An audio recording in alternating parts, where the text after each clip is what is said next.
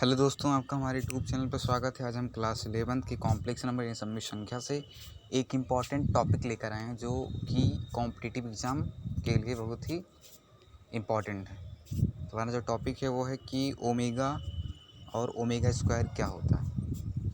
Omega और omega square क्या होता है, इसे हम डब्लू और डब्लू स्क्वायर, इसी डब्लू को ओमेगा कहते हैं और इस डब्लू स्क्वायर को हम ओमेगा स्क्वायर कहते हैं। ठीक, तो अगर हम कोई ऐसी संख्या लें जिसका क्यूब 1 हो तो आप कहेंगे ऐसी संख्या 1 है।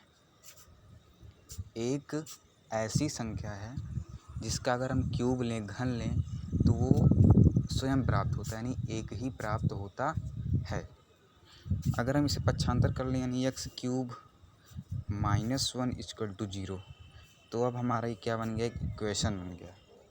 जब ये हमारा एक इक्वेशन बन गया तो आप ये बताइए कि इसमें कितने मूल आएंगे, इसमें कितने मूल आएंगे। तो चूंकि हम जानते हैं कि किसी समीकरण में x की जितनी उच्चतम घात होती है उसके उतने ही मूल आते हैं, यानी इसके भी मूल 3 मूल आएंगे। लेकिन सामान्यतः लोग कहेंगे कि इसके मूल जो हैं x क्यूब -1 इक्वल टू 0 है, तो x क्यूब इक्वल टू 1 हो जाएगा और x इक्वल टू 1 का घन मूल, तो x इक्वल टू क्या आ जाएगा, 1। समानता यही लोग कहेंगे कि इसका मूल 1 आएगा, लेकिन इसके एक मूल नहीं आएंगे, एक के साथ 2 मूल और आएंगे। एक तो हमारा वास्तविक मूल है, लेकिन 2 मूल हमारे किस में आएंगे, काल्पनिक में। तो इसके 3 मूल आएंगे। ठीक, तो चलिए स्टार्ट करते हैं। इन्हीं जो 2 काल्पनिक मूल हैं इन्हें ही सामान्यतः ओमेगा और ओमेगा स्क्वायर का नाम दिया गया। जो वास्तविक मूल है ये तो 1 ही है, तो इसे क्या नाम दिया जाएगा, लेकिन जो 2 काल्पनिक मूल हैं इसे ही ओमेगा और ओमेगा स्क्वायर के नाम से पुकारा जाता है। ठीक, तो अगर हम इस इक्वेशन को हल करें तो हम जानते हैं x क्यूब इक्वल टू 1 है, तो इसे लिख सकते हैं x क्यूब -1 इक्वल टू 0 और 1। इस तरह के समीकरण को हम ये लिख सकते हैं, यानी x क्यूब -1 क्यूब, क्योंकि 1 का चाहे स्क्वायर करें चाहे क्यूब करें वो तो 1 ही होता है, तो ये लिख सकते हैं इक्वल टू 0। अब हम जानते हैं कि a cube minus B cube का सूत्र होता है, फार्मूला होता है कि a cube minus B cube होता है a माइनस बी और फिर a square plus B square plus A B के बराबर। तो वैसे ही इसे जो x क्यूब -1 क्यूब है इसे भी इस रूप में लिख लेते हैं। इसे लिखेंगे x -1 ब्रैकेट में, अगले ब्रैकेट में x square plus 1 square plus x into 1 यानी ए बी यानी x1। ठीक, इक्वल टू 0। अब ये 2 फैक्टर प्राप्त हो गए, यानी 2 गुणनखंड प्राप्त हो गए हैं। तो यदि x -1 इक्वल टू 0 हो जाए तो x बराबर क्या आएगा, 1। ठीक, और जो दूसरा है x square plus 1 square plus x, इससे अगर हम व्यापक रूप में लिखें यानी a x square plus b x plus c के रूप में, तो इसे लिखेंगे x square plus x plus 1 equal to 0। अब इससे हम सिंपल जो हमारा तरीका होता है, साधारण तरीका होता है, जो मेथड होता है गुणनखंड निकालने का, वो होता है कि इस पहली संख्या का ऐसा हम गुणनखंड निकालें कि क्या प्लस करें कि ये हो जाए, तो ऐसा संभव है, हो ही नहीं सकता। तो जब ऐसी बात हो जाए तब हम निकालते हैं द्विघाती सूत्र से या श्रीधराचार्य से इसके गुणनखंड। तो हम जानते हैं उसका सूत्र होता है x equal to minus B plus or minus under root B square minus 4ac upon 2a। Minus B क्या है हमारा, माइनस बी होता है बी क्या होता है, बी होता है एक्स का कॉफिशिएंट यानी एक्स का गुणांक, और जो ए होता है वो होता है एक्स स्क्वायर का कॉफिशिएंट यानी एक्स स्क्वायर का गुणांक, और जो संख्यात्मक रूप से होता है उसे हम कहते हैं सी। ठीक, जो संख्या होती है उसे सी कहते हैं। तो यहाँ माइनस बी यानी -1 plus or minus under root 1 square minus 4ac यानी 4 गुणे 1 अपॉन 2a यानी 2 इंटू 1। ठीक, अब इसे हम क्या लिख सकते हैं, एक्स इक्वल टू -1 स्क्वायर का 1 हो जाएगा और ये 4 आ जाएगा अपॉन 2 इक्वल टू क्या जाएगा -1 प्लस आर माइनस 1 में से 4 गए माइनस में 3। ठीक, अपॉन में 2। अब हम जानते हैं कि अगर अंडर रूट -3 है तो इसे लिख सकते हैं अंडर रूट 3 इंटू -1 और इसे लिख सकते हैं अंडर रूट 3 इंटू -1। ठीक, अब हम जानते हैं कि जो आयोटा स्क्वायर होता है वो होता है -1 के बराबर। तो आयोटा बराबर क्या हो जाएगा, √-1, यानी √-1 की जगह हम लिख सकते हैं आयोटा। तो ये हो जाएगा √3 आयोटा, यानी ये हो जाएगा -x = -1 minus plus or minus √3 iota upon 2। अब देखिए यहाँ दो मूल हैं, प्लस आर माइनस का मतलब यहाँ दो मूल हैं इसके। तो प्लस वाला अगर अलग लिख लें और माइनस वाला अलग लिख लें, यानी कि प्लस चिन्ह लेने पर हमें ये प्राप्त हो जाएगा 1 प्लस √3 आयोटा अपान 2, और माइनस चिन्ह लेने पर क्या प्राप्त होगा, x = -1 √3 आयोटा अपान 2। ठीक, जो प्लस वाला संख्या है, मतलब जो ये वाली संख्या, इसे दिया गया नाम ओमेगा, और जो माइनस वाली संख्या इसे नाम दिया गया ओमेगा स्क्वायर। इसे ओमेगा स्क्वायर इसलिए नाम दिया गया क्योंकि अगर ओमेगा अर्थात इस संख्या का स्क्वायर करेंगे तो ये जो संख्या है इसका जब स्क्वायर करेंगे तो यही प्राप्त हो जाएगा, इसीलिए इसे ओमेगा स्क्वायर नाम दिया गया। क्यों? क्योंकि ये ओमेगा का स्क्वायर है, इसीलिए इसे ओमेगा स्क्वायर नाम दिया गया। ठीक, आप करके भी देख सकते हैं कि -1 प्लस √3 आयोटा अपान 2 का जब आप वर्ग करेंगे तो यही हमारी संख्या प्राप्त हो जाएगी, यही। ठीक, यानी ओमेगा का जब वर्ग करेंगे तो यही प्राप्त होगा, यानी इसलिए इसे ओमेगा स्क्वायर नाम दिया गया है। अब हम कुछ महत्वपूर्ण सूत्र को देख लेते हैं। हमारा जो पहला सूत्र है वो है 1 + ओमेगा स्क्वायर = 0 होता है। यानी अगर हम एक धन ये कर दें और धन ये कर दें, यानी इनको ये ऐड कर दें तो आप 0 प्राप्त करेंगे। आप इसे देख भी सकते हैं, ठीक, प्लस करके।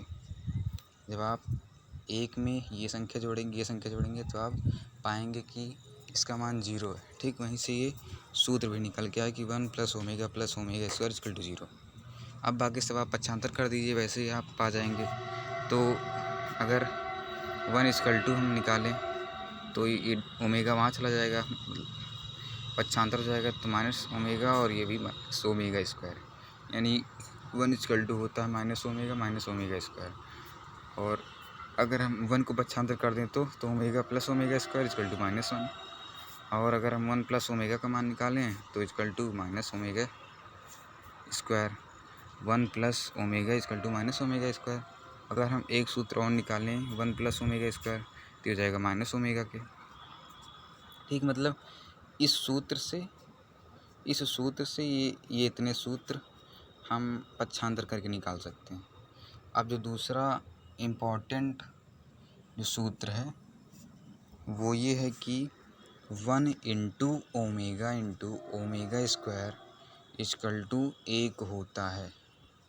यानी कि अगर हम 1 गुणे ये कर दें तो आप पाएंगे कि ये जो फाइनल में आंसर आएगा वो 1 के बराबर होगा। इसको हम आपको निकाल के भी दिखा देते हैं। ठीक, 1 गुणे, इसे हम लिख लेते हैं √3 आयोटा -1 को यहाँ लिख लेते हैं। ठीक, अपान 2, फिर इनटू में -√3 आयोटा -1 अपान 2। ठीक, अब हम जानते हैं ये है, इसे अगर हम ए नाम दे दें, इसे बी नाम दे दें, इसे भी ए नाम दे दें, इसे बी नाम दे दें, तो a - b, और ये क्या है, ये भी हमारा a - b के रूप में है। ठीक, तो इसे हम जब हल करेंगे, या आप यहाँ से माइनस अगर कॉमन ले लें यहाँ से, तो हमारा ये प्लस हो जाएगा। अगर आप यहाँ से माइनस कॉमन ले लें तो इसे हम लिख सकते हैं इस प्रकार, देखिए 1 × √3 आयोटा -1 अपान 2 इनटू में माइनस हमने कॉमन ले लिया तो इसे लिख सकते हैं √3 आयोटा +1 अपान 2। अब देखिए इससे ये a है, ये b है, ये a है, ये b है, तो a - b, a + b क्या होता है, a² - b²। तो हम लिख सकते हैं √3 आयोटा स्क्वायर, √3 आयोटा का जब होल स्क्वायर होगा तो हम पाएंगे 3 आयोटा स्क्वायर माइनस 1 का स्क्वायर 1 ही, और यहाँ हमारा माइनस बाहर चिन्ह लगा है। ठीक, तो ये 2 दूना 4 हो गया। अब हम जानते हैं कि आयोटा स्क्वायर में होता -1, तो 3 गुणे -1 ये हो गया -3, और ये -1 तो -3 -1 -4 हो गया। इसे लिख सकते हैं, ये माइनस बाहर एक लगा, ये -4 -4 अपान 4, ये -4 +4 हो गया, और 4 कैंसिल आउट होके कट के 1 बनाएगा। यानी कि जो 1 गुणे ओमेगा स्क्वायर होता है ये 1 के बराबर होता है, हमने प्रूव कर दिया। यहीं से इन फार्मूलाज को बनाया गया है। ठीक, तो जो मुख्य फार्मूलाज हैं वो ये वाला है और ये वाला, यानी 1 + ओमेगा स्क्वायर = 0, और दूसरा 1 × ओमेगा स्क्वायर = 1। अब देखिए एक बात और आती है कि 1 × ओमेगा स्क्वायर = 1 है, तो 1 × ओमेगा क्यूब = 1, यानी ओमेगा क्यूब = 1। ठीक, आप जानते होंगे कि x स्क्वायर गुणे x क्या होता है, x क्यूब, तो वैसे ये भी बनाया गया है। 1 × ओमेगा स्क्वायर = जब 1 है तो इसे ओमेगा क्यूब = 1 होगा। बस सिंपल सा फार्मूला ये भी है। अब यहाँ ये हो गया। एक फार्मूला हम आपको और बताएंगे जो कि इम्पोर्टेंट है। यदि n बिलोंग्स टू i, अगर n कोई इंटीगर हो, इंटीगर मतलब क्या होता है, पूर्णांक। ठीक, तो w⁴n = 1 के इक्वल होगी। w यानी ओमेगा की पावर अगर 3n है तो वो 1 के बराबर होगी। अगर ओमेगा की पावर 3n + 1 है तो ये ओमेगा के ही बराबर होगी। अगर ओमेगा की पावर 3n + 2 है तो ये ओमेगा स्क्वायर के बराबर होगी। ठीक,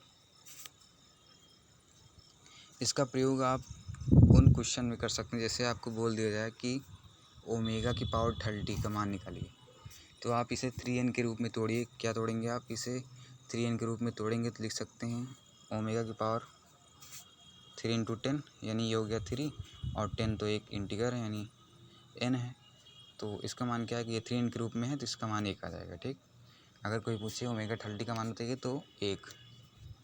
वैसे अगर 100 का मान निकालें, ओमेगा की पावर 100, ओमेगा की पावर 100 का मान क्या आएगा, इसे हम 3n के रूप में तोड़ें तो इसलिए लिख सकते हैं ओमेगा की पावर 3 × 33, ये 3n हो गया। लेकिन 100 तो अभी पूरा नहीं हुआ तो 1 जोड़ना पड़ेगा, 33 99 99 100, तो अब सही है, ये 100 को हमने इस रूप में लिख दिया। हम जानते हैं ये तो रूप हो गया 3n + 1 का। जब 3n + 1 हो जाए तो उसे हम क्या लिखेंगे, ओमेगा, तो इसका आंसर ओमेगा आएगा। ठीक, ऐसे आप बहुत सारे क्वेश्चन को लेकर, मतलब घात को लेकर प्रैक्टिस कर सकते हैं। धन्यवाद। वीडियो अच्छा लगा हो लाइक शेयर और हमारे चैनल को सब्सक्राइब करें।